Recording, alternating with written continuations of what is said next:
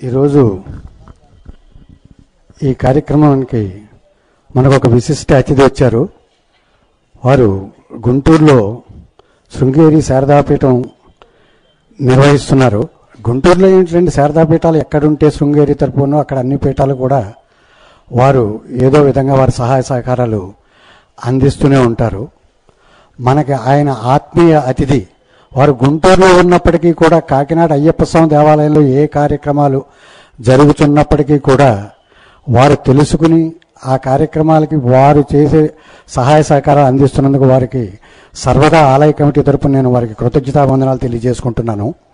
ఇప్పుడు వారే ఆ విశిష్ట అతిథి వారే శ్రీ హరిప్రసాద్ గారు గుంటూరు నుంచి వచ్చారు. వారు ఈ కార్యక్రమాన్ని చూడడం కోసం వినడం కోసం వచ్చారు. ఇవాళ ప్రవచనం విందామని.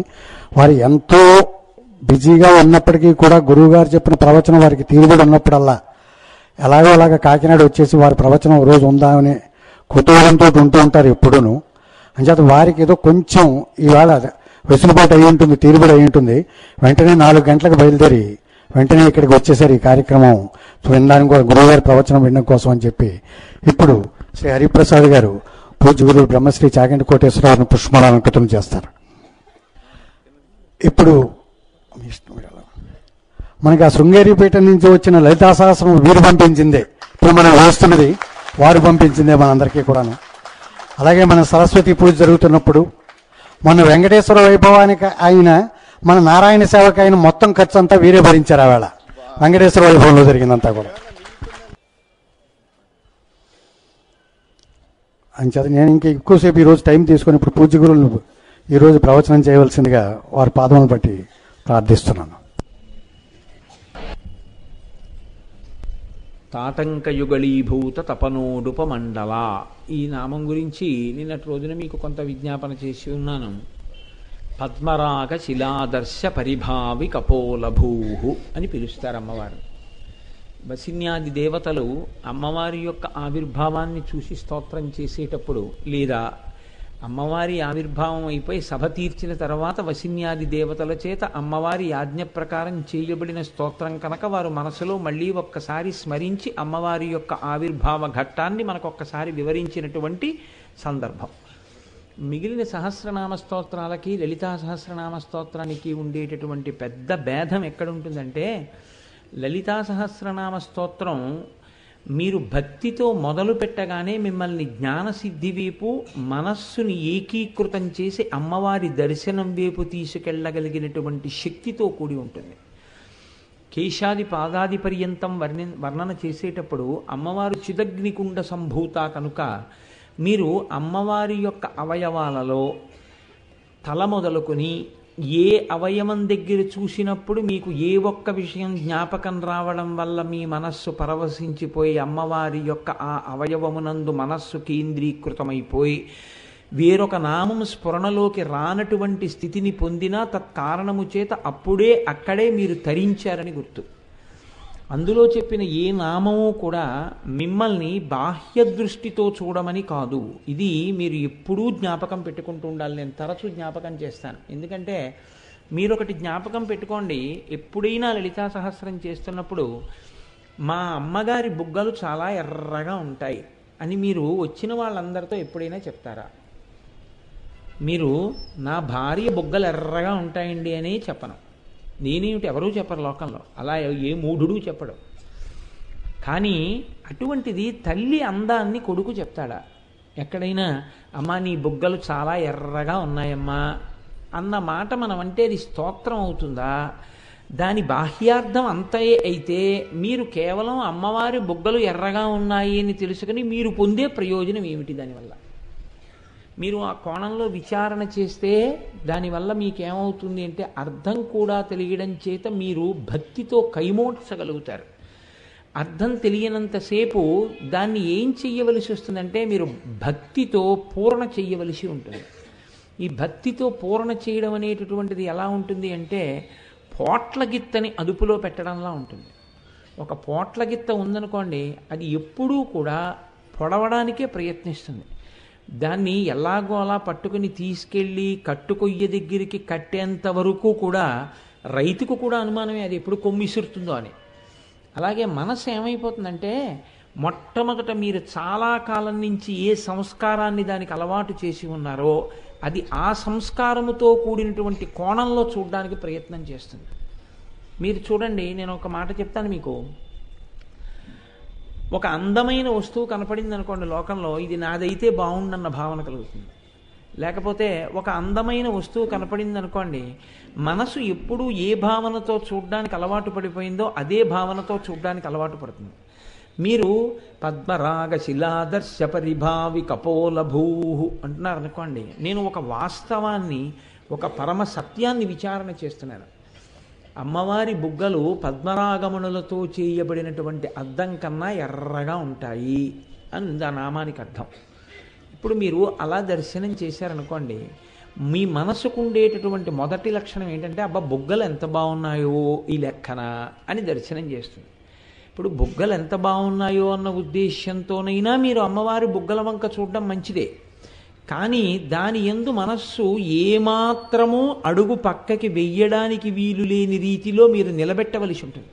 మీరు అదే ప్రయత్నం చేస్తూ వెళ్ళారనుకోండి లలితా సహస్రంలో, మీకు అది ఖేదమునకు కారణం అవుతుంది. ఎందుకో తెలుసా అండి, మనసుకి ఒక లక్షణం ఉంటుంది. మీరు దాన్ని బలవంతం చేశారనుకోండి, నువ్వు ఇది చెయ్యి, ఇది చెయ్యి, ఇది చెయ్యి అని దాన్ని బలవంతంగా తీసుకొచ్చే ప్రయత్నం చేస్తే అది బడలిపోతుంది. అది బడలిపోవడంలో మీరు ఏమవుతారంటే, మీరు ఏ ప్రయత్నం మొదలెట్టారో దాని యందు మీకు వైముఖ్యం వస్తుంది. ఇప్పుడు అందుకే ఇది తెలుసున్న గురువు చెప్పే విధానం ఒకలా ఉంటుంది, ఇది తెలియని గురువు చెప్పడం ఒకలా ఉంటుంది. రామకృష్ణ పరమహంస పరమ సమర్థుడైన గురువు. అందుకే వివేకానందుణ్ణి ధ్యానం చేయమన్నారు భగవత్ సంబంధమైనటువంటి ఒక రూపం మీద. ఆయన ధ్యానం చేస్తుంటే పరమహంస వచ్చి అడిగారు, నీ ధ్యానము నిలబడిందా అని అడిగారు. వివేకానందుడు కూడా అంత విశాల దృక్పథము కలిగి భక్తి కలిగినటువంటి శిష్యుడు. ఆయన అన్నారు నిలబడలేదు అన్నారు. దేని మీద మరి నిలబడుతోంది అని అడిగారు. మనస్సు ఒక చోట ఉండలేదంటే ఇంకో చోటుకి వెళ్ళింది. ఎక్కడికి వెళ్ళింది అని అడిగారు. దూరంగా ఎక్కడో ఏదో శబ్దం వినపడుతోంది, నా మనస్సు ఆ శబ్దం మీదకి వెడుతోంది అన్నారు. పరమహంస ఆగి విన్నారు ఏ శబ్దము అని. దూరంగా ఎవరో ఒకతను ఒక ఇనప కమ్మె మీద ఇనప సుత్తి తీసి కొడుతున్నాడు. కొట్టినప్పుడు మీరు గమనించండి, ఈ చేత్తో సుత్తిని తీసి ఇలా తిప్పి కొడితే ఖంగ్ అంటుంది. ఆ ఖంగ్ అక్కడెక్కడో కొడితే ఇక్కడికి చేరడానికి కొంచెం సమయం పడుతుంది. మళ్ళీ అతను ఇలా చేయి తిప్పి మళ్ళీ కొట్టేటప్పటికి ఖంగ్ అంటుంది. ఇలా 10 మాటలు విన్న తర్వాత 11వ మాట మళ్ళీ ఖంగ్ అని ఎప్పుడు అంటుందో మీ మనసు పట్టేస్తుంది. ఇప్పుడు ఖంగ్ అంటుంది మళ్ళీనని. కాబట్టి ఇప్పుడు ఈయన దృష్టి ఎక్కడికి వెళ్ళిందంటే ఆ ఖంగ్ ఖంగ్ అన్న శబ్దం మీదకి ఎడుతోంది. పరమహంస అన్నారు, మనస్సుని బలవంత పెట్టకూడదు, మనస్సుని దాని మీద పెట్టన్నారు, దాని మీద పెట్టా, ఆ శబ్దం మీద పెట్టన్నారు. ఇప్పుడు వివేకానందుడు దాని మీద బాగా ధ్యానం చేశాడు, అది తనంత తాను వెళ్ళిపోయింది కాబట్టి. అలా భగవద్ విషయంలో తొట్టుపాటు వచ్చిందనుకోండి, మీకు చిచి నేను ఇలా చూడకూడదు, ఇదేమిటి ఆవిడ బొగ్గలు ఎర్రగా ఉన్నాయి, ఆవిడ బొగ్గలు ఎర్రగా ఉన్నాయి, నా బొగ్గలు ఎంత బాగున్నాయో అని నేను చూస్తున్నాను, నేను అలా చూడకూడదని భావన వచ్చిందనుకోండి, మీకు వెంటనే మీకేమవుతుందంటే, నేను మీకు ఒక పరమ సత్యం చెప్తున్నాను, మీలో ఒక భయం బయలుదేరుతారు. అయ్యి బాబాయ్ నేను అపచారం చేశానేమో, అలా చూడకూడదు కదా, అమ్మవారి బొగ్గలు బాగున్నాయి నేను చూశానేమో, ఇలా చూడకూడదేమో, ఎందుకు వచ్చిన గొడవ, అసలు ఏమీ చూడొద్దు, మనం నామాలు చదువుకుంటూ పోతే పోయింది, అసలు మనస్సు దాని మీద పెట్టద్దు. మనస్సు రైతు బజారుకి వెళ్ళిపోని, మనస్సు ఆఫీస్కి వెళ్ళిపోని, మనస్సు దేనికి వెళ్ళిపోని, శ్రీమాత శ్రీ మహారాజ్ఞి శ్రీమత్ సింహాసనేశ్వరి చిరగ్నికుండ సంభూత దేవకార్య సముజ్జత. 2వ రోజుకి ఏమవుతుందో తెలుసా అండి, లలితా సహస్రం చదివేటప్పుడు మనస్సు ఆ నామాల యొక్క అర్థమును తెలుసుకొనకుండుగాక అన్న భీతి బయలుదేరుతుంది. ఇది పోవడానికి సరి అయిన మార్గం ఏమిటో తెలుసా అండి, అసలు ఆ నామము యొక్క ఆంతర రహస్యాన్ని మీరు పట్టుకోగలగాలి. అసలు ఇలా ఎందుకు చెప్పారు మీకు అర్థమైందనుకోండి, విడిపోతుందండి. విడిపోయి అబ్బా ఎంత గొప్ప రహస్యం ఉందండి అని ఇప్పుడు మీ మనసు ఆ అర్థాన్ని తెలుసుకుని ధ్యానం చేయడానికి ఉవిళ్ళూరుతుంది. ఈ నామం చదువుతుంటారు, నుదురు కదా అమ్మవారి బుగ్గలు కదా, బుగ్గలు తల్లి ఎంత రహస్యం ఉందమ్మా బుగ్గల్లో, మా తల్లి బుగ్గల్లో ఎంత రహస్యం పెట్టింది మా అమ్మ అని మీకు వెంటనే ఆ నామాల అర్థమునందు రమించాలన్న కోరిక పెరిగిపోతుంది. ఇప్పుడు మీ మనస్సు ఏ చెక్కిళ్ళ దగ్గరికో వెళ్ళిందనుకోండి, మీరు నుదురు దగ్గర ఉన్న చెక్కిళ్ళ దగ్గరికి జారిపోతారు. పద్మరాగ శిలాదర్శ పరిభావి కపోల భూహు అంటారు. అదే నామాన్ని స్మరణ చేస్తారు. ఇప్పుడు భయం స్థానంలో ఏమవుతుందంటే ఉత్సుకత, దాని యందు ఆసక్తి చోటు చేసుకుంటాయి. ఈ స్థితి ఎప్పుడు వస్తుంది అంటే మీకు దాని అర్థాన్ని పట్టుకోగలిగిన శక్తి మీకు వస్తే ఈ స్థాయి వస్తుంది. నేను అందుకే ఏ ఉపన్యాసమైనా నేను చెప్తే ఎవరిని ఎప్పుడు కూడా అదే పనిగా కనపడ్డ వాళ్ళని, ఇప్పుడు మీకు లలితా సహస్రనామ స్తోత్రం అర్థమవుతోందా, మీరు ఎలా అనుభూతి చెందుతున్నారో అని నేను ఎప్పుడూ ఎవరిని నా ఉపన్యాసం తర్వాత అలా నేను అడగను. అర్థమైతే అర్థమవుతుంది, నా వంతు ప్రయత్నం నేను చెప్పి నేను ధరించడమే, ఇంకోళ్ళను ధరించడానికి నేనెంత వాడిని అని చెప్పి వెళ్ళిపోతానంతే. లలితా సహస్రం మొదలుపెట్టిన తర్వాత నాకు ఎవరైనా కనపడితే బాగా అర్థమవుతోందా అమ్మా మీకు అని అడుగుతాను. అయ్యాక కూడా ఈ మాట అడుగుతుంటాను. ఎందుకు అడుగుతుంటానో తెలుసా అండి? ఇక్కడ ఒక 2000 మంది కూర్చుని ఉంటే 2000 మందికి నేను 2 గంటల చొప్పున చెప్తే 2000 × 2 4000 గంటల కాలానికి నేను జవాబుదారీ. నేను చేసిన పరిశ్రమ, నేను ఆ నామానికి అర్థం కొంతమందికైనా అర్థమయ్యేటట్టు చెప్పగలిగితే మీ కాలం నేను తీసుకున్నందుకు, నేను శ్వాసని వాడినందుకు రెండిటికి ధన్యత. లేనినాడు రెండూ నిరుపయోగం అయిపోతుంది. కాబట్టి ఆ కోణంలో మీరు వినవలసి ఉంటుంది. నా అదృష్టం ఏమిటంటే, అసలు చిత్రం ఏమిటంటే, ఇది వెళ్ళిన తర్వాత రాత్రి మర్నాడు కూడా ఇదే తిరుగుతోందండి అన్నారు చాలామంది. చాలు నా జన్మ ధన్యత పొందింది అని నేను సంతోషించాను. ఎందుకు ఈ మాట చెప్తున్నానంటే నా స్వోత్కర్ష కోసం చెప్పట్లేదు, నేను ఆ కోణంలో చెప్పగలుగుతున్నానా అది నా భయం. పెద్దలు దానికి ఇచ్చారు అర్థాన్ని. భాస్కరరాయల వారు అందుకు తరించారు సౌభాగ్య భాస్కరం ఇచ్చి. ఇప్పుడు మీరు ఈ కోణంలో పరిశీలనం చేయండి తప్ప అమ్మవారి బుగ్గలు ఎర్రగా ఉన్నాయంటే మీకేం కలిసి వచ్చిందండి దానివల్ల? ఓ నామని చెప్పారేమో అంతే, మీ మనస్సు ఏం నిలబడలేదే దానివల్ల. పద్మరాగ శిలాదర్శ పరిభావి కపోల భూహు. ఈ పద్మరాగములు అనేటటువంటివి మణులు. ఇవి సింహళ దేశంలో ఎక్కువగా దొరుకుతూ ఉంటాయి. ఈ పద్మరాగమణులకు ఉండేటటువంటి లక్షణం ఏమిటంటే ఇవి చాలా ఎర్రగా ఉంటాయి. సాధారణంగా మనకి అద్దము అని ఒకటి తయారు చేస్తుంటారు. ఈ అద్దము కేవలము ఇటువైపు నుంచి చూస్తే అటువైపునున్న వస్తువు కనిపించేది అద్దం అసలు. కానీ అద్దము అన్న మాట ఎప్పుడైనా మీరు చూసుకోవడానికి వాడితే అప్పుడు ఆ అద్దం మీరు ఇలా పెట్టుకుంటే మీ ముఖం కనపడకుండా అవతల వైపుకున్న వాళ్ళ ముఖం కనపడితే దాన్ని అప్పుడు అద్దం అనరు మీరు. కారుకి వాడే అద్దానికి, మిమ్మల్ని మీరు దిద్దుకోవడానికి వాడుకునే అద్దానికి ఓ తేడా ఉంటుంది. మీరు బాగా పట్టుకోవలసి ఉంటుంది ఈ రహస్యాన్ని. ఇప్పుడు నేను మా దొరగారి కారులో వస్తున్నప్పుడు మా దొరగారి కారులో ఉన్నటువంటి అద్దం, ఎదురుగుండా ఉన్న అద్దం, నా ముఖం దొరగారి ముఖం రెండే కనపడ్డాయి అనుకోండి. అందులో నేను మా ఇంటి నుంచి ఇక్కడికి రావడం కుదరదు కదండి. ఆ అద్దంలోంచి ఏం కనపడతాయి? ఎదురుగుండా ఉన్న వాళ్ళు కనపడతారు. నేను ఈ ఉపన్యాసానికి వచ్చే ముందు బొట్టు పెట్టుకోవడానికి ఓ అద్దం వాడతాను. ఆ అద్దం ముందు నిలబడి నేను బొట్టు పెట్టుకుంటాను. ఆ బొట్టు పెట్టుకుంటున్న అద్దం, ఆ అద్దానికి అవతల వాళ్ళు కనపడరు, నేనే కనపడతాను. మీరు కొంచెం పట్టుకునే ప్రయత్నం చేయండి. ఇదేం పెద్ద విషయం ఏం కాదు, పెద్ద సిద్ధాంతము లేదు అందులో. మీరు చాలా ప్రాజ్ఞులు, నా తాపత్రయమే కానీ మీరు ఎందుకు పట్టుకోలేరు. కాబట్టి రెండూ అద్దాలే, రెండిటికి అద్దమే. రెండూ అద్దం అయితే ఇటువైపు నుంచి అటువైపుకి కనపడినది అద్దం, ఎదురుగుండా నిలబడితే అటువైపుది కనపడకుండా మీరే కనపడింది అద్దం. ఈ నామంలో అంటున్నారు పద్మరాగ శిలాదర్శ పరిభావి కపోల భూహు. ఇప్పుడు పద్మరాగమణులతో చేశారు ఈ అద్దాన్ని. మన బింబం మనకి కనపడాలి అంటే, మన ప్రతిబింబం కనపడాలి అంటే అద్దం వెనకాతల ఒక ఎర్రటి రసాయన పదార్థాన్ని రాస్తారు. రాస్తే కిరణము ఆ అద్దం గుండా అవతలకి వెళ్లకుండా మన ముఖం నుంచి బయలుదేరినటువంటి కిరణం అద్దం మీద పడి పరావర్తనం చెందుతుంది. పరావర్తనం చెందితే బింబము ప్రతిబింబంగా కనపడుతుంది. కనపడితే ఇప్పుడు మీరు బొట్టు సరిగ్గా పెట్టుకోలేదు అనుకున్నాను అనుకోండి, ప్రతిబింబానికి పెట్టరు. అద్దంలో ప్రతిబింబానికి బొట్టు బాగా దిద్దితే బింబం ఎప్పటికి దిద్దపడుతుంది? ప్రతిబింబమును ఎందుకు చూస్తారంటే బింబమును దిద్దుకోవడానికి వాడుకుంటారు కదండి. ప్రతిబింబము బింబమును దిద్దుబాటు కొరకు. ఇప్పుడు ఈ అద్దం బయట వాళ్ళని చూడడానికి ఉపయోగించడానికి అవసరమున్న అద్దం చెప్తున్నట్ట, అందులో ఏదైనా ఒక ప్రతిబింబం కనపడే అద్దం గురించి చెప్తున్నట్ట. అసలు ముందే ఈ రెండిటిలో ఏ తేడా ఉందా నామంలో మీరు గమనించండి. మామూలు అద్దం అనుకోండి, వశిన్యాది దేవతలంత అమాయకులు కారు, మామూలు అద్దం చెప్తారు. ఇటువైపు నుంచి చూస్తే అటువైపు వాళ్ళు కనపడుతున్నారని చెప్తారు. వాళ్ళు ఆ అద్దం చెప్పట్లేదని మీకు తెలిసిపోతుంది. అలా ఉంటే అమ్మవారి బుగ్గల్లోంచి మీరు చూసినప్పుడు ఏం కనపడాలి? లోపల ఉన్నటువంటి నోరు కనపడాలి.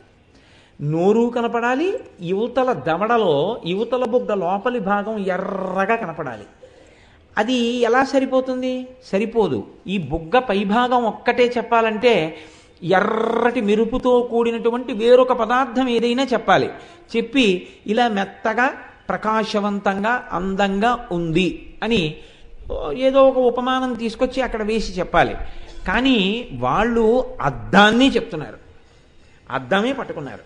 కాబట్టి ఇప్పుడు ఏమై ఉండాలి? లోపలది చెప్పకూడదు అనుకుంటే దీన్ని అద్దంగా చెప్తే ఇప్పుడు ఈ అద్దం పక్కన ఎవరుంటారో వాళ్ళ ప్రతిబింబం ఇందులో కనపడే అద్దమై ఉండి ఉండాలి. అది ఖచ్చితంగా కదండి.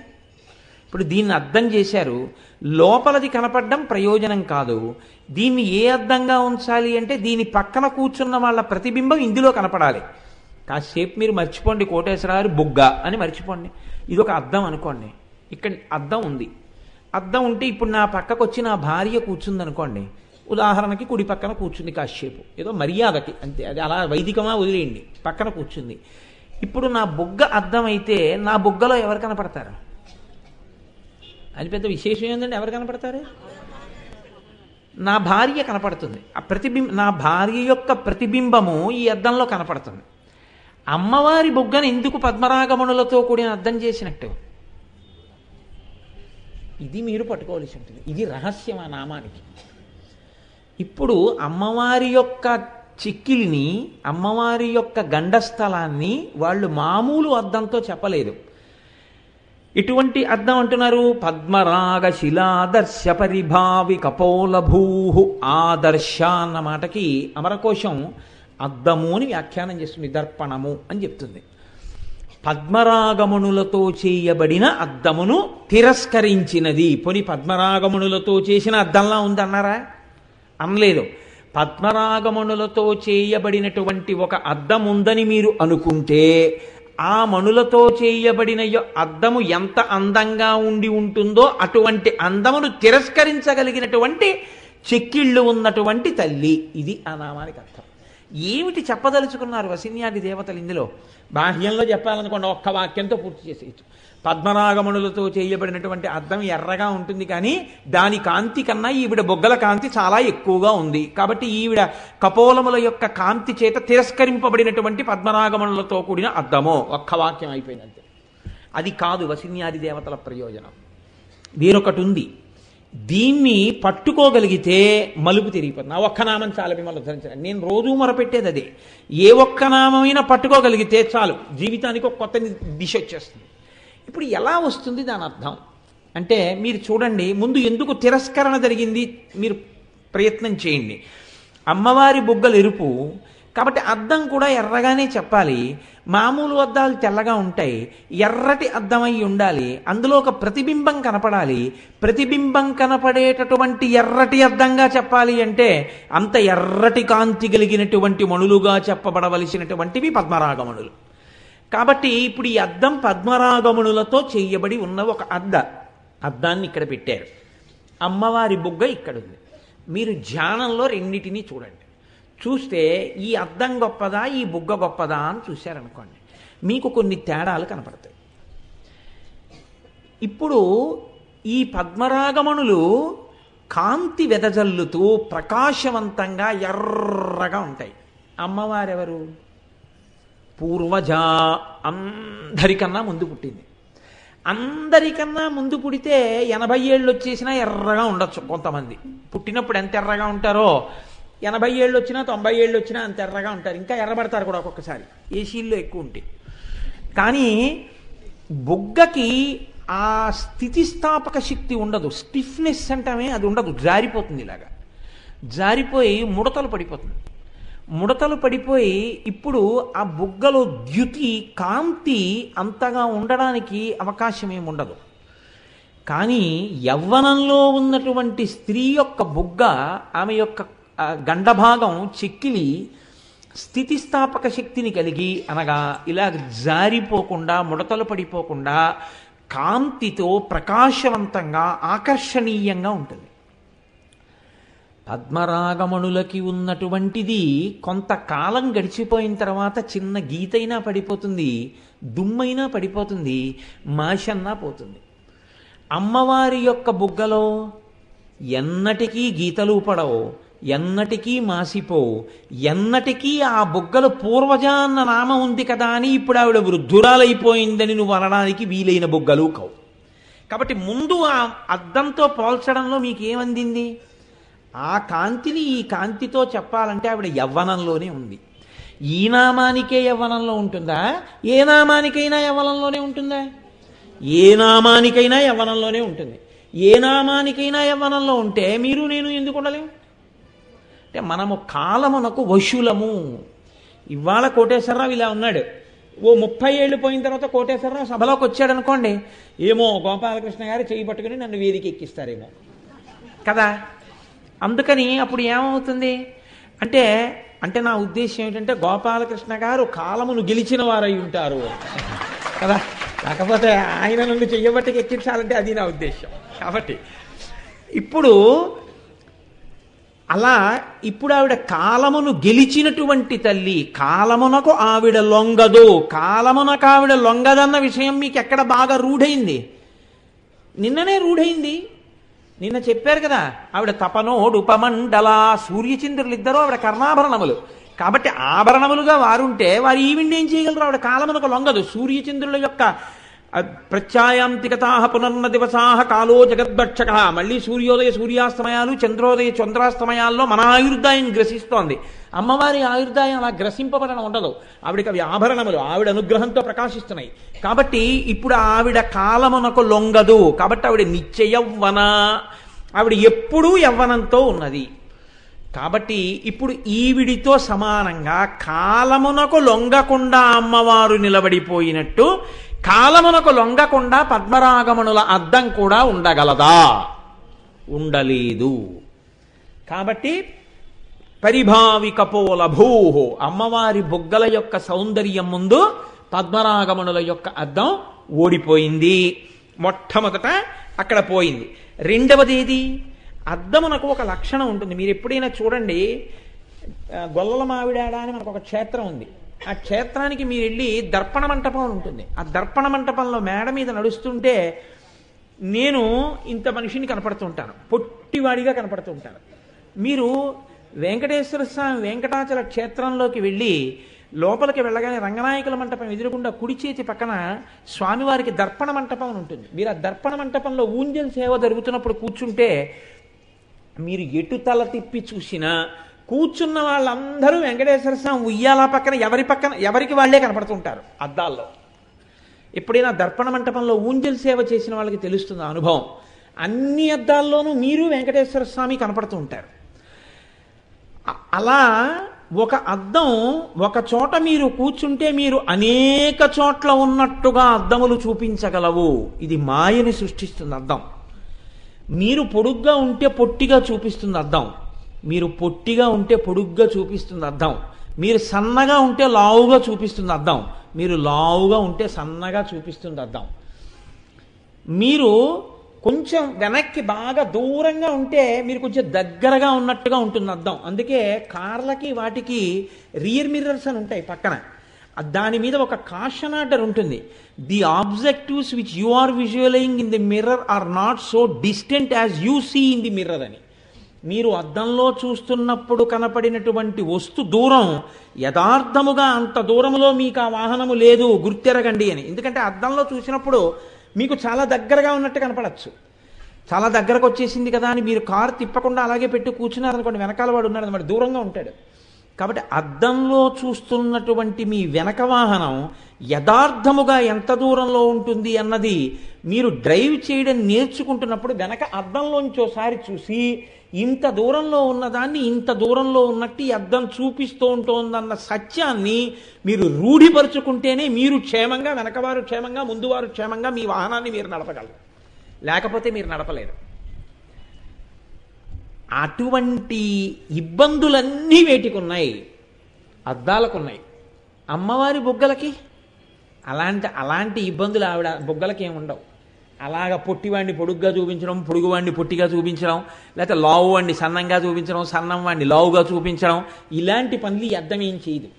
కాబట్టి అంటే యథార్థ స్థితిని మాత్రమే ఆవిష్కరించగలిగినటువంటి అద్దం ఆ అద్దం. ఇప్పుడు ఈ అద్దం ఇంత గొప్పది. ఆ అద్దం పద్మరాగమణులతో చేయబడిన అద్దం అంత గొప్పది కాదు. 3 పద్మరాగమణులతో చేయబడినటువంటి అద్దం దగ్గరికి వెళ్ళి మీరు వాసన చూద్దాం, దీనికి ఏమైనా వాసన ఉందేమో అని వాసన చూడాలంటే మీరు ఏం చేయాలండి? అద్దం దగ్గరికి వెళ్ళి ఇలా వాసన చూడాలనుకుంటే చూడాలనుకున్నవాడు ఏం చేస్తాడంటే దగ్గరికి పెట్టుకుని ముందు లోపల ఉన్న ఊపిరి వదిలేస్తాడు అంటాడు, తర్వాత అంటాడు. అంతేగాని ఇక్కడ వదిలేసి అద్దం మొహం మీద పెట్టుకుని అందవు, ఇక్కడికి వెళ్ళి అని అంటాడు. అంతవరకు ఎందుకండి? ఇప్పుడు నేను ఇది అద్దం అనుకోండి, వాసన చూడాలంటే అంటాను, అంటే దీని మీదే ముందు నిశ్వాసను విడిచిపెడతాను. మీరు నిశ్వాస విడిచిపెట్టగానే దాని మీద ఆవిరి పడిపోతుంది. బాత్రూంలో అద్దం ఉందనుకోండి, వేడి నీళ్లు స్నానం చేసేస్తే ఆ అద్దం కనపడదు. మళ్ళీ తుడుచుకుని తువ్వాలెట్టి ఒకసారి తుడుచుకుని ప్రతిబింబాన్ని చూసుకోవాలి. మంచు పడింది అనుకోండి, అద్దం కనపడదు. వర్షం వస్తోంది అనుకోండి, అద్దం కనపడదు. మళ్ళీ అప్పుడు మీరు ఏం చేయాలంటే ఆ కారుకున్నటువంటి అద్దాన్ని తుడిచేటటువంటి 2 నాళములు ఉంటాయి, వాటితోటి తుడుచుకోవాలి. తుడుచుకుని కారు డ్రైవ్ చేసుకోవాలి. మంచు తుడుచుకోవాలి, దుమ్ము తుడుచుకోవాలి. లేకపోతే ఆ అద్దం మీకు ప్రతిబింబాన్ని చూపించదు. అమ్మవారి బుగ్గలకి అటువంటి ఇబ్బందులు ఉన్నాయా? అలాంటివి ఏమీ లేవు. ఎంత జాగ్రత్తగా చూసుకోండి. 5 సంవత్సరములు వాచి యొక్క అద్దం మీద ఒక్క గీత పడకుండా, కళ్ళజోడు మీద చుక్క గీత లేకుండా ఎవడైనా దాన్ని గాని నిర్వహించగలిగితే వాడికి భారతరత్న పురస్కారం ఇవ్వచ్చు. అంటే కళ్ళజోడు కవర్లో పెట్టేస్తానంటే కాదు, కళ్ళకి పెట్టుకునే అలవాటు ఉంటే ఎప్పుడూ అప్పుడు గీతలు పడిపోతాయి. ఇంత జాగ్రత్తగా చూస్తే ఇవే గీతలు పడిపోతే పద్మరాగమణులు గీతలు పడిపోతాయి. మరి మామూలుగా కళ్ళజోడు అద్దం అసలు ఏ చుక్క లేకుండానే మీకు అమరుస్తారు. పద్మరాగమణులను జాగ్రత్తగా చిత్రీయ పట్టేటప్పుడు అసలు తమంత తాము ముందు గీతలు పడతాయి. చివర్లకి గీత పడకుండా మణి ఉండడం కష్టం. కాబట్టి ఇప్పుడు మణి మీద గీతలు ఉంటాయి, కానీ అమ్మవారి యొక్క బుగ్గల మీద ఏమైనా గీతలు ఉంటాయా? ఏం ఉండవు. ఉండవని నీకెలా తెలుసు అంటే మీరు ధ్యానం చేయండి, మీకు కనపడుతుంది ఉన్నాయో లేవో. అమ్మవారి బుగ్గల మీద గీతలు ఏమి ఉండవు. కాబట్టి ఇప్పుడు పద్మరాగమణులతో చేయబడినటువంటి అద్దము అమ్మవారి యొక్క బుగ్గలనబడేటటువంటి అద్దము ముందు ఓడిపోయిందా లేదా? ముందు అక్కడ వరకు రండి. అక్కడ వరకు వస్తే ఏమైంది? ఇది అద్దం అది అద్దం అని మీరు ఒప్పుకున్నారు, కానీ ఈ అద్దం ముందు ఆ అద్దం నిలబడలేదు అని కూడా ఒప్పుకున్నారు. కాబట్టి పద్మరాగ శిలాదర్శ పరిభావి కపోలభూ. బాగుందండి, మీరు ఇంత చెప్తున్నారు కదా, ఆ అద్దంలో మేం కనపడతామా? పద్మరాగమణులతో చేయబడిన అద్దంలో మీరు నించున్నా నేను నించున్నా కనపడతాం. మణి సదృశ్యమైన ఉంటాయండి. అందుకే మణి రాయే. మణి అంటే ఏదో కాదు, మణులన్నీ రాళ్లే. రాళ్ళు ఏవి ప్రతిబింబమును బాగా చూపించగలవో వాటికి విలువ ఎక్కువ ఉంటుంది. అందుకే చూడండి, గ్రానైట్కి విలువ ఎక్కువ. మార్బుల్ కన్నా గ్రానైట్కి విలువ ఎక్కువ. ఎందుకంటే మీరు గ్రానైట్ షాప్కి వెళ్తే వాడు ఒకటే చెప్తాడు, మీ నీడ కనపడుతుందండి ఇందులో అంటాడు. మీరు చూడండి, చాలా విలువైన రాయి మీరు ఫ్లోరింగ్ వేసుకుంటే వెంటనే ఉంటాడంటే, ఏం మేస్టారు మీరు నడుస్తుంటే మీ నీడ కనపడుతుందండి అంటాడు. మీ నీడ కనపడుతుంది అనగానే రాతికి విలువ పెరిగిందనమాట. ఇప్పుడు పద్మరాగమణుల అద్దంలోనూ ప్రతిబింబం కనపడుతోంది, అమ్మవారి బుగ్గలనబడేటటువంటి అద్దంలోనూ ప్రతిబింబం కనపడుతోంది. ప్రతిబింబం కనపడాలంటే చెయ్యవలసింది ఏమిటి? ఒక్కటే, అద్దం ముందు మీరు నించోవాలంతే. ఇంకా మీరు చేయవలసింది ఏం లేదు. అద్దం ఇక్కడుంటే మీరు అక్కడ నిలబడి నా ప్రతిబింబం కనపడలేదని ఏడిస్తే ఏం కనపడుతుంది? మీరు అద్దం ముందుకు రావాలి. మీరు అద్దం ముందుకు వస్తే మీ ప్రతిబింబం కనపడుతుంది. అమ్మవారి బుగ్గల పక్కకి వెళ్ళి అమ్మవారి బుగ్గలలో ప్రతిబింబము చూసుకోగలిగినంత శక్తి ఎవరికైనా ఉంటుందా? ఇక్కడుందా నామానికి ఉన్నటువంటి రహస్యం అంతా. అంటే ఈవిడ బుగ్గలు అద్దాల్లా ఉన్నాయి, ఎంత బాగున్నాయో ఈ అద్దాలు, నా ప్రతిబింబం చూసుకుంటాను అని మీరు ఆవిడ బుగ్గల దగ్గరికి వెళ్ళి నిలబడగానే అమ్మవారిని అమ్మవారిగా చూడడం మరిచిపోయినట్టు లెక్క. కాబట్టి ఇప్పుడు మీకు బుగ్గల్లో మీ ప్రతిబింబం కనపడడం కాదు, అమ్మవారు మీ బుద్ధిని సంస్కరించవలసిన అవసరం వస్తుంది కదండి. పూజనీయమైన వస్తువు పూజనీయమైన వస్తువే, మీకెప్పటికీ అది పూజనీయమైన వస్తువే.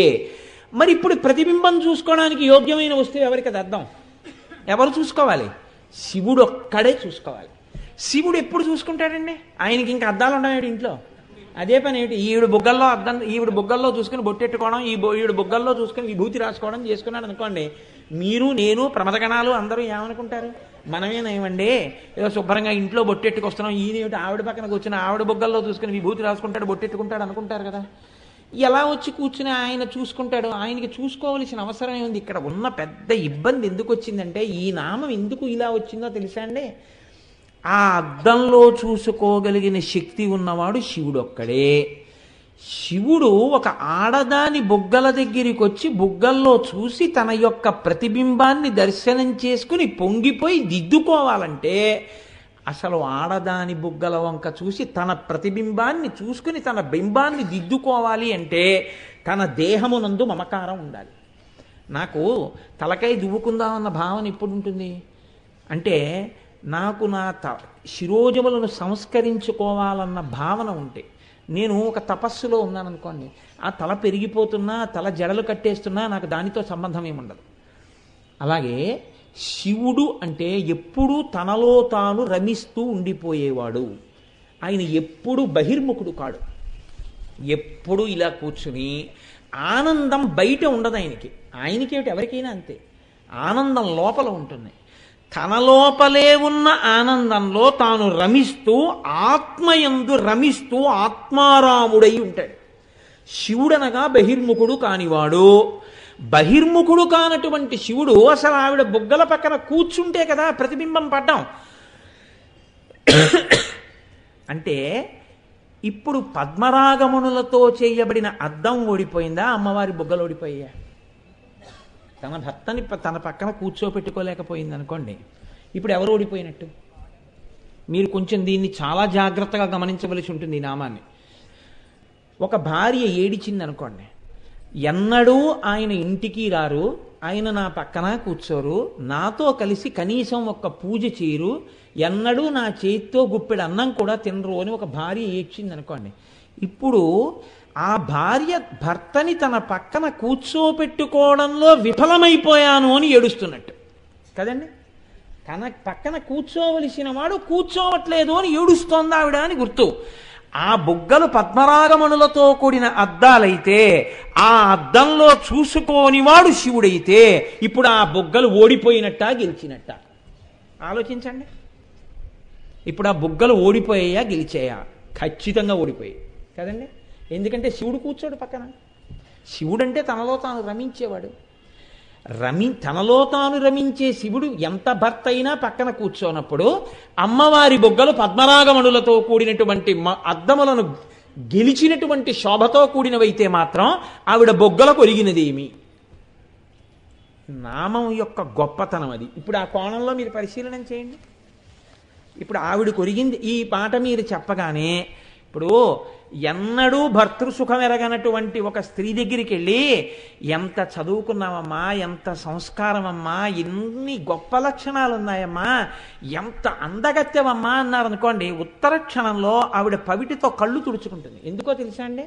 ఆవిడ అంటుంది అడవినగాచిన వెన్నెల నా అందం అంటాడు. ఎందుకు అంటే ఆవిడ గుణములు కానీ, ఆవిడ సంస్కారం కానీ, ఆవిడ భక్తి కానీ, ఆవిడ పతిని అనుగమించేటటువంటి విధానం కానీ, ఆవిడ సౌందర్యం కానీ ఆవిడ భర్తని పక్కన కూర్చోబెట్టలేకపోయి అందుకు ఏడుస్తోంది ఆవిడ. అన్నీ ఉన్నాయి. ఇవన్నీ ఎవరి చేత భోగింపబడాలో వాడు పక్కన లేడు. ఇప్పుడు అది ఆవిడ ఓడిపోయాను అని ఏడుస్తోంది జీవితంలో. ఒక ఆవిడికి ఏమీ తెలియదు, కానీ భర్త ఎప్పుడూ పక్కన ఉంటాడు, ఎప్పుడు సరదాగా సంతోషంగా పక్కన కూర్చుని ఉంటాడు. ఇప్పుడు ఆవిడ నిత్య సంతోషంతో ఉంటుంది. ఎందుకని? చాలు, నా భర్త మనసు నేను గెలుచుకున్నాను. ఇప్పుడు మీరు ఈ నామం చెప్తే అమ్మవారు సంతోషించాలా, అమ్మవారు బాధపడాలా? చాలా జాగ్రత్తగా ఆలోచించండి.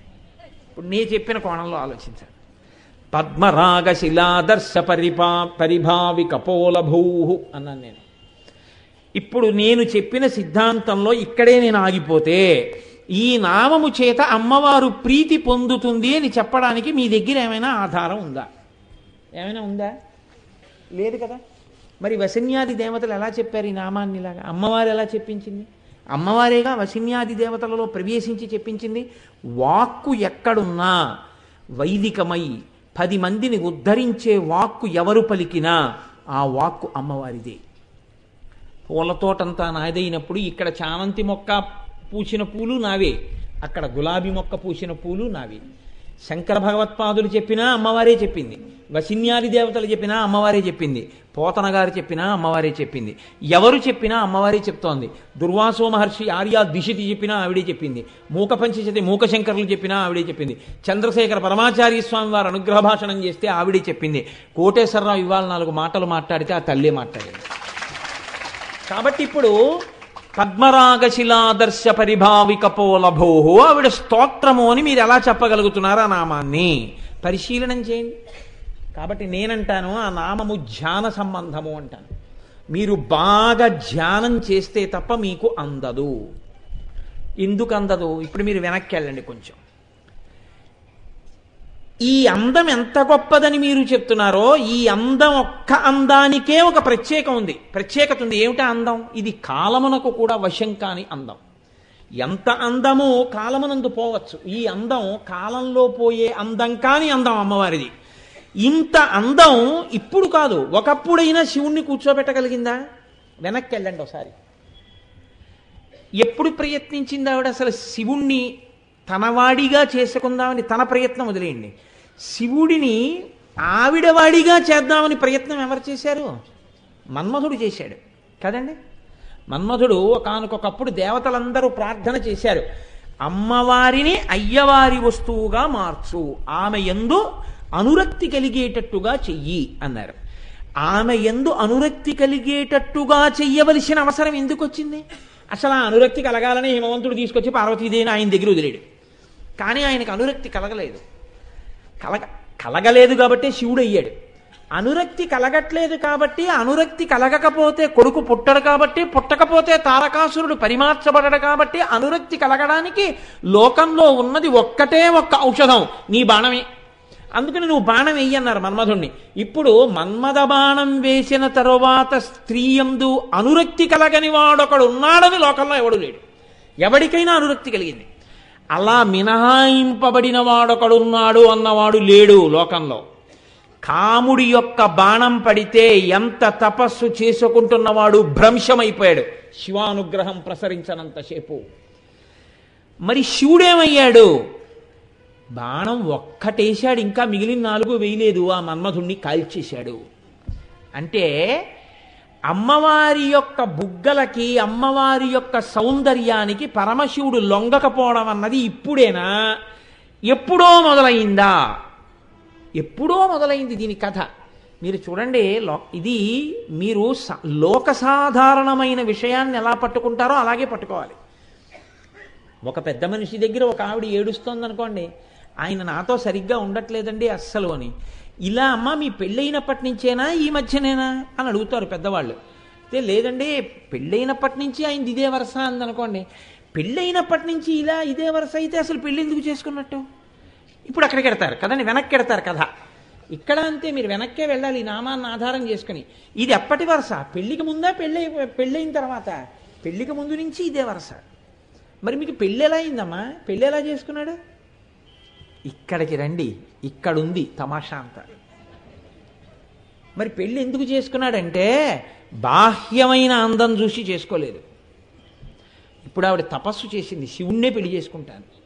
ఆ చేసుకున్నప్పుడు అపర్ణ అయిపోయింది, ఆకులు తినడం కూడా మానేసి ఘోరమైన తపస్సు చేస్తే బాహ్య సౌందర్యం అంతా క్షీణించిపోయి ఆవిడ చీపురు పుల్లలా అయిపోయి మహాసౌందర్య రాశి అంతఃసౌందర్యం చేత తయారైంది. ఇప్పుడు కూడా పోని పెళ్లి చేసుకున్నాడా? బ్రహ్మచారిగా వచ్చి శివనింద చేశాడు తానే, శివుడే. అబ్బెబ్బే వాడితో నీకు పెళ్ళేటమ్మా అన్నాడు. శివనింద చేస్తే నిన్ను కూడా శపిస్తానంది. అప్పుడు శివుడిగా కనపడ్డాడు. శివుడిగా కనపడి పెళ్లి చేసుకున్నాడు. ఇప్పుడు చెప్పండి, అమ్మవారు పరమశివుణ్ణి పెళ్లి చేసుకోవడంలో అమ్మవారి తపస్సే సాధనమై అయ్యవారిని గెలుచుకుందా, మన్మధుడి యొక్క బాణాల వల్ల అందరికీ పతి దొరికినట్టుగా పత్నికి దొరికాడా ఇక్కడ? అలా దొరకలేదు. మన్మథ బాణములు ఈవిడ పెళ్లి యందు మార్గములు కావు.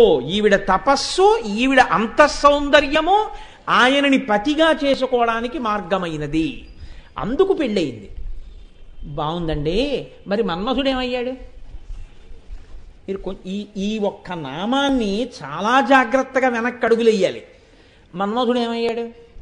అప్పుడు మన్మథుడు కాలిపోయి ఉండుంటే పార్వతీదేవి కాబట్టి తపస్సు చేసి శంకరుణ్ణి వివాహం చేసుకుంది. మరి ఆ తర్వాత చాలా మందికి పెళ్ళిళ్ళయ్యాయి, లోకం ఉత్పత్తి అయింది, కొడుకులు పుట్టారు, మనవలు పుట్టారు, మునిమనవరాళ్ళు పుట్టారు, జాతులు వర్ధిల్లాయి, వంశాలు వర్ధిల్లాయి. అంటే మన్మధుడు బతికే ఉన్నాడు కదా. మన్మధుడు బతికే ఉంటే అసలే ఒక పట్టాన లొంగని వాణ్ణి అంత జాగ్రత్తగా ఆవిడ తన తపస్సుతో గెలుచుకుని భర్తను చేసుకుంది. ఇప్పుడు ఆయన కాల్చేసిన ఆవిడ్ని ఈవిడ బతికించేసింది అనుకోండి. వెంటనే ఆయన ఏమంటాడు అంటే, నే కాల్చేవాడిని నువ్వు బతికించేదని వినాను, మళ్ళీ తపస్సులోకి వెళ్ళిపోతాడు. ఆయన ఏమన్నా అంతకన్నా తపస్సు చేసుకుంటాడు. ఆయనకి వైరాగ్యం తొందరగా వస్తుంది. అబ్బబ్బా ఈ పాటి దానికి సంసారాలు ఎందుకంటాడు, హిమాలయాలకు వెళ్ళిపోతాడు, చక్కగా ఇలా దండం మీద చెయ్యి ఎట్టుకుంటాడు, కమండలం పక్కన పెట్టుకుంటాడు, అలా హాయిగా కూర్చుంటాడు. ఏ సనక సనందనాదులు లాంటి వాళ్ళతోటే మాట్లాడతాడు. ఇక ఎవ్వరి వంక చూడడం. మరి ఎలా బతికించింది? ఇది పెద్ద తమాషా కదండి. ఇలాంటి మొగుడితో వేగి సంసారం చేయడం అంటే ఆ తల్లి గొప్పతనం అండి. ఆ ఒక్క నామంతో ఆవిడ యొక్క గొప్పతనాన్నంతటినీ తీసుకురావడం ఆ నామం యొక్క వైభవం. పెళ్లి చేసుకోవడమే అంత గొప్ప అయితే మన్మధుణ్ణి బతికించడం ఇది ఎవరు చెప్పాలి? ఎలా జరిగిందో దీన్ని చెప్పాలంటే ఒక్క జగద్గురు శంకరాచార్య స్వామి వారికి మాత్రమే సాధ్యం. అందుకని మీరు మళ్ళీ సౌందర్యలహరిలోకి వెళ్ళండి. ఆయన అంటారు, ధను పౌష్పం మౌర్వీ మధుకరమయీ పంచవిశిఖ వసంతు సామంతో మలయమరుదాయోధనరద తథాప్యేక సర్వం హిమగిరిసుతే కమపి కృపాం అపాంగతే లబ్ధ్వా జగదిదమనంగో విజయతే. ఈ శ్లోకానికి ప్రాణం ఎక్కడుందో తెలుసా అండి? చిట్ట చివరి పాదంలో ఉంది. చిట్ట చివరి పాదం చిట్ట చివర శంకరాచార్యులు వారు ఏమంటున్నారు? అమ్మవారి యొక్క కడగంటి చూపు చేత బతికినటువంటి మన్మధుడు ఎవరిని గెలవడానికి సమర్థుడయ్యాడు? జగదిదమనంగో విజయతే. జగత్తుని గెలవడానికి మాత్రమే పనికొచ్చింది ఆ సమర్థత. అప్పుడైనా మన్మధుడు మళ్ళీ పుట్టి శివుణ్ణి గెలిచాడా? గెలవలేదు. ఇప్పుడు ఎలా పుట్టాడు మరి మన్మధుడు? మరి ఆయనకి కోపం రాకుండా ఈవిడ ఎలా పుట్టించగలిగింది ఆయన్ని? ఇది శంకరాచార్యుల వారి యొక్క శ్లోక చమత్కారం. బలహీనత మన్మధుడిది చెప్తూ బలం అమ్మవారికి చెప్తున్నారు ఆయన. ఇది మీరు పట్టుకోగలగాల ఆ శ్లోకాన్ని. ధను పౌష్పం, పుష్పములతో కూడినటువంటి ధనస్సున్నవాడు మన్మధుడు. అసలు మన్మధుడు పుష్పధనస్సు పట్టుకున్నాడని ఎక్కడుందండి? అసలు ఈ శ్లోకం మొదలెట్టగానే, ఈ విచారణ మీరు చెయ్యడం మొదలు పెట్టగానే పుస్తకం మూసేసి, అయ్యి బాబోయ్ ఇదేమిటండి ఈ శ్లోకం ఇలా ఉందని మళ్ళీ ఏ పండితుడి దగ్గరికో వెళ్ళాలి. వెళ్ళి మన్మధుడు చెరుకు విల్లు కదండి పట్టుకుంటాడు, చెరుకు విల్లే మన్మధుడు పట్టుకుంటాడు, చెరుకు విల్లే అమ్మవారు పట్టుకుంటుంది తప్ప అసలు పుష్పధనస్సు ఎప్పుడు పట్టుకున్నాడు మన్మధుడు? మరి శంకర భగవత్పాదులు జగద్గురువులు కదా, మహానుభావుడు కదా, ధను పౌష్పం అన్న మాట ఎలా రాశారు? పుష్పధనస్సు మన్మధుడు పట్టుకున్నాడని ఎలా రాశారు? చెరుకు విల్లు కదా పట్టుకున్నాడు. అంటే ఆయన శంకర భగవత్పాదులు ఉత్తినే ఏ మాట అనరో. మీరు మళ్ళీ ఆలోచన చేస్తే ఆ ధనస్సు పుష్పములతో కూడిన ధనస్సే. మన్మధుడు పుష్పములతో కూడిన ధనస్సు కూడా పట్టుకుంటాడు అని ఎవరు చెప్పారు అంటే అమరకోశం చెప్పింది. అమరకోశం ఏది చెప్పిందో అది పరమ సత్యం. కాబట్టి ఆయన పుష్పధనస్సుతో ఉంటాడు అన్న విషయాన్ని అమరకోశం చెప్పింది. ఒక్కొక్కరి దగ్గర 4-5 ధనస్సులు ఉంటాయి. మన్మధుడు చెరుకు విల్లు పట్టుకుంటాడు, పుష్పధనస్సు పట్టుకుంటాడు. ఇప్పుడు పుష్పధనస్సు పట్టుకున్నాడు. ధను పౌష్పం మౌర్వీ మధుకరమయీ. ఆ అల్లెత్రాడో తుమ్మెదలతో చేయబడినటువంటి అల్లెత్రాడు. అల్లెత్రాడు స్థితిస్థాపక శక్తితో ఉండాలి. ఎందుకంటే దాన్ని ఆకర్ణాంతము లాగుతారు, అంటే ఇలా చెవి వరకు లాగుతారు ధనస్సుని, లాగి బాణం వదులుతారు. అది తుమ్మెదలతో చేయబడినటువంటి అల్లెత్రాడు. ముందే ఉన్నాయి ధనస్సుగా పువ్వులు ఉన్నాయి. పువ్వులు ఇలా ముందుంటే తుమ్మెదలు మీ అందరూ ఓ వరుసలో ఇలా నించోండి అంటే నించుంటాయి అసలు? అవన్నీ పువ్వుల మీదకి వెళ్ళిపోతాయి. అదో పెద్ద కప్పలు తక్కడే వ్యవహారం కింద ఉంటుంది. ఎప్పటికీ తెమలదు. 1/2 కేజీ కప్పలు ఇవ్వండి అన్నాడు అనుకోండి ఎవడైనా, 1/2 కేజీ రాయి బాగానే ఉంటుంది. ఇక్కడ 3 కప్పలు వేస్తే అది 1/2 కేజీకి లేదని చిన్న కప్ప వంక చూసేటప్పటికి 2 కప్పలు దూకేస్తాయి. 1/2 కేజీ వాడి జన్మలో తూయలేడు. ఎందుకంటే అందుకే కప్పలు తక్కడరా అంటారు. అంటే వాడి పని ఎప్పటికీ అవదు. కారణం ఒక్కటే, వీడు బాగానే ఉన్నాడు, వీడు ఎప్పటికీ సరిగ్గా ఉండడు. అందుకే ఆ ఇల్లు కప్పలు తక్కడి వ్యవహారం అని అంటారు. కాబట్టి ఇప్పుడు ధను పౌష్పం, ఎదురుగుండా పువ్వులుంటే మధుకరమయీ, తుమ్మెదలు ఎలా ఉంటాయి ఒక వరసలో? ఉండవు, అవి పువ్వుల మీదకి వెళ్ళిపోతాయి. కాబట్టి ఇప్పుడు ఆ ధనస్సు గొప్పదా బలహీనమైందా? చాలా బలహీనమైన ధనస్సు. ఆ తుమ్మెదలు ఎప్పుడు వెళ్ళిపోతాయో తెలియదు పువ్వుల మీదకి. పైగా పువ్వులతో ధనస్సు ఏమిటండి అసలు? ఆ ధనస్సుని విరగ్గొట్టడానికి అవతలవాడు పెద్ద ధనస్సు ఏం పట్టుకోక్కర్లేదు, ఏ ధనస్సు పట్టుకున్నా చాలు యుద్ధానికి. అంత బలహీనమైన ధనస్సు. ధను పౌష్పం మధుకరమయీ పంచవిసిక. 5 బాణాలే తప్ప 6వ బాణం లేదు మన్మధుడికి. ఈ 5 వేస్తాడు. అవే 5 పుష్పబాణాలు. ఏదో అశోకము, కూటము, నవమల్లికము, నీలోత్పలము అనేటటువంటివి ఒక 5 పువ్వుల బాణాలు ఉంటాయి ఆయన దగ్గర. ఈ 5 పువ్వుల బాణాలే వేస్తూ ఉంటాడు. లోకంలో ఎవరికైనా పువ్వులతో కొడతాటండి ఆయన అంటే సంతోషం. వెళ్ళి 4 పువ్వులతో కొడించుని తెచ్చుకుంటే అయిపోతుంది. కాబట్టి ఈయన పువ్వుల బాణాలు వేస్తాడు. అదో బలహీనత. ధను పౌష్పం మధుకరమయీ పంచవిసిక వసంతు సామంతో. సామంతుడంటే చిలికాడు. పక్కన ఉండే స్నేహితుడు చాలా గట్టివాడండి. ఒక్కొక్కసారి లోకంలో ఎలా ఉంటుందంటే, పక్కన ఉన్న వాడి యొక్క బలం ఆశ్రయించినటువంటి వాడికి బలంగా మారుతుంది.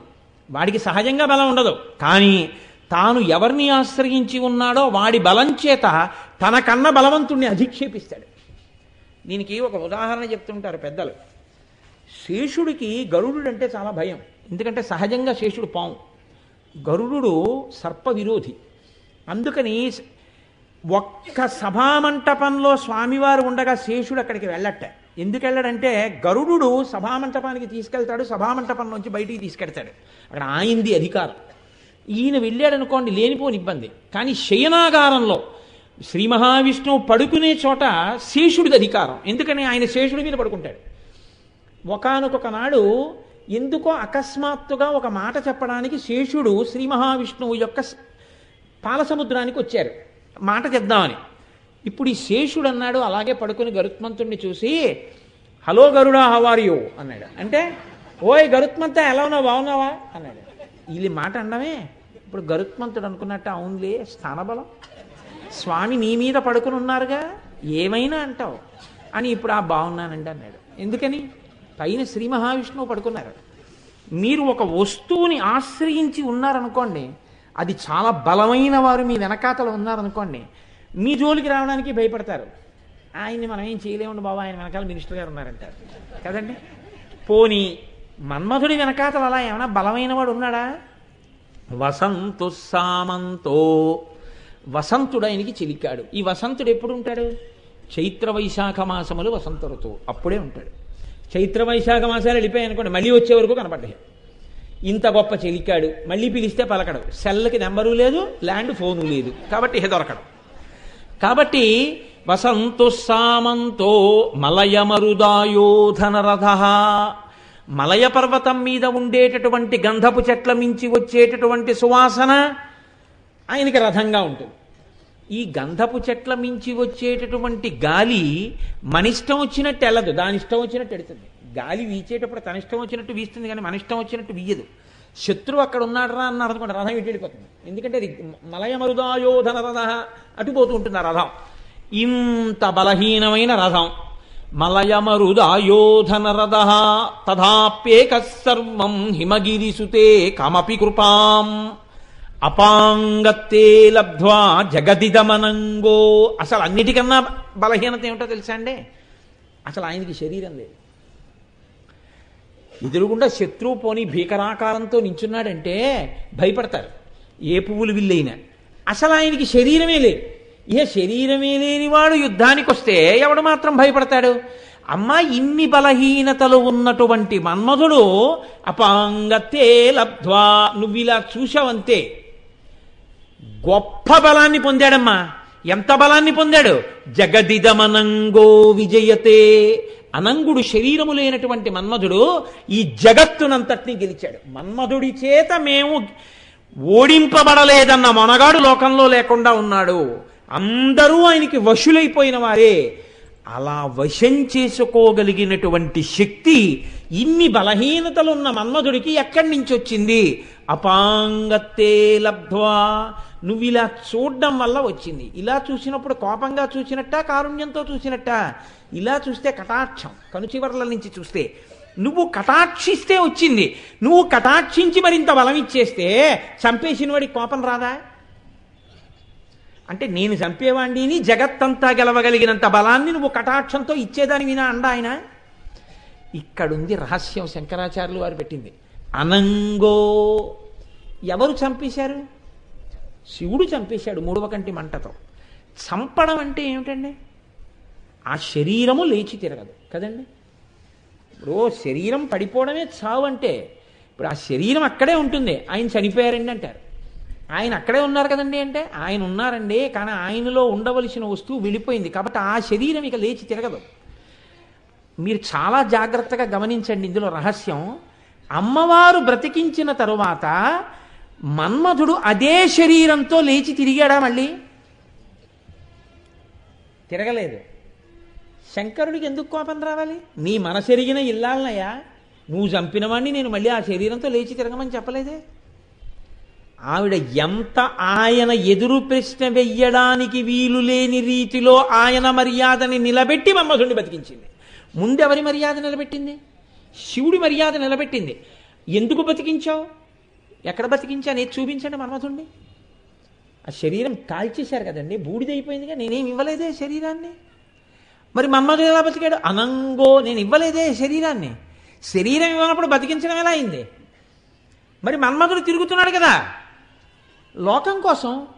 మిమ్మల్ని ఏం చేస్తాడు? మీ జోలికి వెళ్ళమని కానీ మళ్ళీ బలంతో మీ మీద బాణం వేయమని కానీ నేను చెప్పలేదే.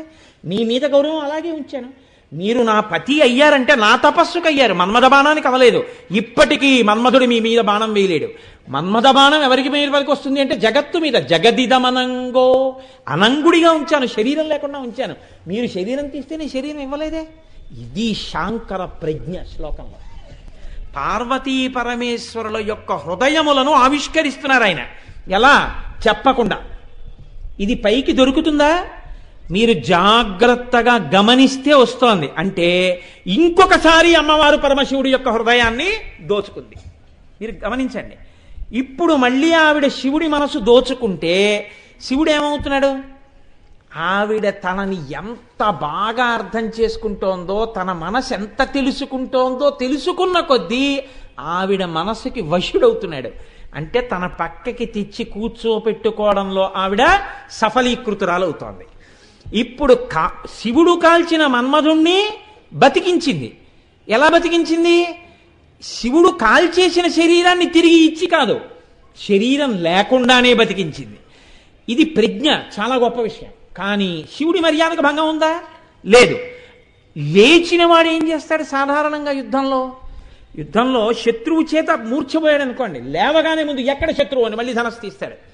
ఇప్పుడు లేచిన మన్మధుడు శివుడి వైపుకి తిరిగాడా? తిరగలేదు. ఎందుకు తిరగలేదు? అమ్మో, ఆయన వైపు తిరిగితే ఇంకేమైనా ఉందా? ఏ తల్లి బతికించిందో, ఏ తల్లి కటాక్షమ్మని బతికించిందో ఆ తల్లి మళ్ళీ కన్నెర్ర చేస్తే అప్పుడు బూడిదన్నా ఉంది, ఇప్పుడు బూడిద కూడా ఉండదు. అందుకే ఇంకా శివుడి మీద బాణం వేయలేదు. అది జగత్తుని గెలవడానికి వచ్చింది. ఏమి సౌశీల్యవతివి, నేను శరీరాన్ని కాల్చానని ఇక మళ్ళీ నువ్వు శరీరం ఇవ్వలేదు. కానీ లోకానికి తల్లివి కాబట్టి వంశాలు పెరగడం కోసమని మన్మధుడికి ప్రాణం పోశావు, అనంగుడిగానే ఉంచావు. ఆయనకి మనసిజుడు అని పేరు. మనసిజుడు అన్న పేరు ఎందుకు అంటే ఆయన శ్రీ మహావిష్ణువు యొక్క మనస్సులోంచి ఆవిర్భవించారు. అందుకే ఉత్తర జన్మలో కూడా శ్రీకృష్ణ భగవానుడికి కొడుకుగా ప్రద్యుమ్నుడిగానే వస్తాడు మన్మధుడు. కాబట్టి ఇప్పుడు అమ్మవారు పరమశివుడి యొక్క మర్యాద ఏమైనా తగ్గించిందా? ఏమీ తగ్గించలేదు. పరమశివుడి యొక్క మర్యాద తగ్గించకుండా మన్మధుడు పరమశివుడి మీద బాణం వెయ్యడానికి వీలు లేకుండా పరమశివుణ్ణి తనవాడిగా చేసుకోవడంలో రెండోసారి కృతకృత్యురాలైంది. ఒకసారి తపస్సు చేసి పెళ్లి చేసుకుంది. మన్మధుణ్ణి బతికించి కూడా పరమశివుడికి కోపం రాకపోగా ఇంకా తనకి చేరువయ్యేటట్టుగా చేసుకోగలిగింది. అబ్బా, ఏమి మనసెరిగిన ఇల్లాలు, నా కీర్తి నిలబెట్టిన ఇల్లాలు. ఇప్పుడు ఆ సంతోషంతో ఆయన వచ్చి పక్కన కూర్చున్నాడు. ఇప్పుడు ఆ బుగ్గలు విజయం సాధించాయా లేదా? ఇప్పుడు అది అమ్మవారి పట్ల అపచారం ఎలా అయింది? మీరు వెనక్కి వెళ్ళి చూస్తే అది విజయం అవుతోంది కదండి. ఎలా విజయం అవుతోంది? బలవంతంగా కాదు, మనసిరిగిన ఇల్లాలుగా. అసలు ఎవ్వరి ఏ ఆడదానికి లోకంలో లొంగనటువంటి శివుణ్ణి ఒక్కొక్క మెట్టెక్కించి తీసుకొచ్చి కూర్చోబెడుతోంది. ఇందులో మన్మధుడి అపజయం ఉంది, ఆవిడ విజయం ఉంది. లోకం పట్ల మన్మధుడి విజయం ఉంది, పరమశివుడి పట్ల విజయం పొందకూడదన్న హద్దు అమ్మవారు ఏర్పాటు చేయడంలో ఆవిడ పాతివ్రత్యం ఉంది. దాని చేత శివుణ్ణి కూర్చోపెట్టుకోవడం ఉంది. దానివల్ల ఆవిడ బొగ్గలకి సార్థకత ఉంది. అమ్మవారి పాతివ్రత్యం అంతా పద్మరాగ శిలాదర్శ పరిభావి కపోలభూహు ఆ నామంలో ఉంది.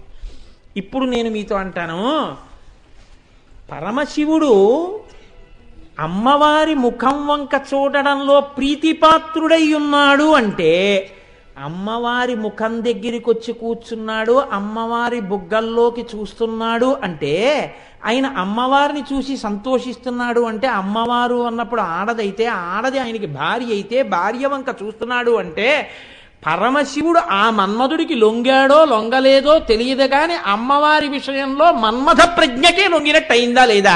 మరి దీన్ని ఎలా మీరు దాన్ని సమర్థిస్తారు? ఇప్పుడు బాణం పడలేదని ఆ 5 బాణములకు లొంగకుండా అమ్మవారి వంక ఎలా చూశాడు? ఎలా వచ్చి కూర్చున్నాడు నా భార్యని? నా భార్య అన్న మాట అనగానే అమ్మో ఎంత ప్రేమ కలిగిందో అనగానే ఆ స్థాయి నుంచి ఒక్కసారి కిందకొచ్చి మావిడన్న మాట అన్నాడా లేదా? అలా అనగాని లొంగాడా లేదా? లొంగడం అన్న మాట వచ్చేటప్పటికి అది మన్మథ సంబంధమా కాదా? మరి అప్పుడు మన్మధుడి విజయం అయిపోయినట్టుగా శివుడు గ్రహించలేనంతటి వాడా? ఈశాన సర్వ విద్యానాం ఈశ్వర సర్వభూతానాం బ్రహ్మాధిపతి బ్రహ్మణోధిపతి బ్రహ్మ శివోమే అస్తు సదా శివోం కదా.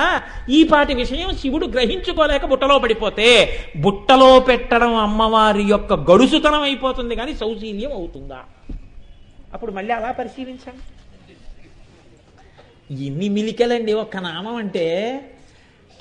ఒక్క నామం వసిన్యాది దేవతలు చెప్పారంటే ఎన్ని మలుపులు తిరిగిపోతుందో. ఇప్పుడు నిజంగా మీరు లలితా సహస్రం చదువుతున్నారనుకోండి, పద్మరాగ శిలాదర్శ పరిభావి కపోలభూ చాలంటాను నేను. పూజకి చాలు, నాకైతే చాలు, ఏ నామం అక్కర్లేదు. ఈ ఒక్క నామం చదివి కళ్ళు మూసుకొని పీట మీద అలా కూర్చుంటే ఎంత ఆనందం, ఒళ్ళు పులకలు వచ్చేసి అబ్బబ్బబ్బబ్బా అమ్మా ఏమి సౌశీల్యవతివమ్మా, ఏమి గొప్పతనమమ్మా అని పొంగులు వారిపోతుంది మనస్సు. ఒక 45 నిమిషాలు గంట అలా కూర్చున్నాక వెనక నుంచి నైవేద్యం పట్టుకొచ్చి ఏడు ఇంకా అవలేదు, పూలు అలాగే ఉన్నాయి అన్న తర్వాత అవుతుంది లేవా, పూలు వేయడం పెద్ద విశేషమా, ఉమామహేశ్వరార్పణమస్తు ఇలా జల్లేస్తే అయిపోయింది.